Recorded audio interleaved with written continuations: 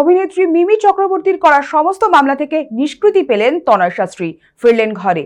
25শে জানুয়ারি বনগাঁর নয়াগোপালগঞ্জে অনুষ্ঠান করতে এসে হেনস্থার শিকার হয়েছেন বলে উদ্যোক্তা তনয় শাস্ত্রীর বিরুদ্ধে অভিযোগ দায়ের করেছিলেন অভিনেত্রী মিমি চক্রবর্তী।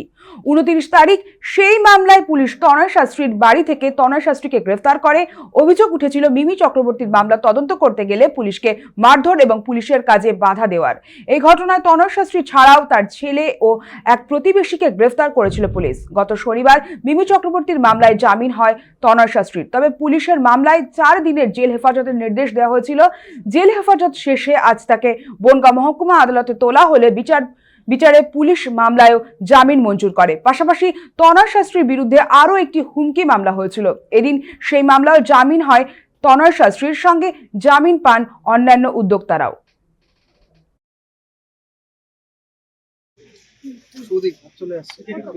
আইনের প্রতি আস্থা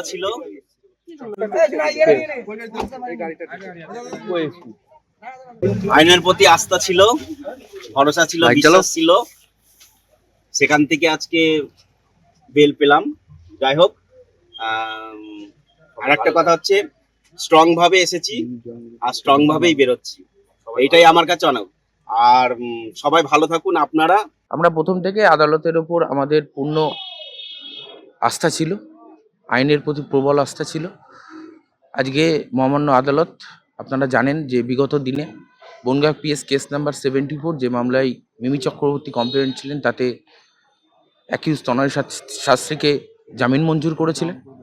আজকে পুলিশের পক্ষ থেকে যে সুমোটো মামলা করা হয়েছিল বনগাঁ পিএস কেস নাম্বার 82, সেই মামলাতেও লন্ডনের এসিজিএম বনগাঁ তিনি জামিন মঞ্জুর করেছেন তনয় শাস্ত্রী এবং তনয় শাস্ত্রীর ছেলে এবং একজন প্রতিবেশীর।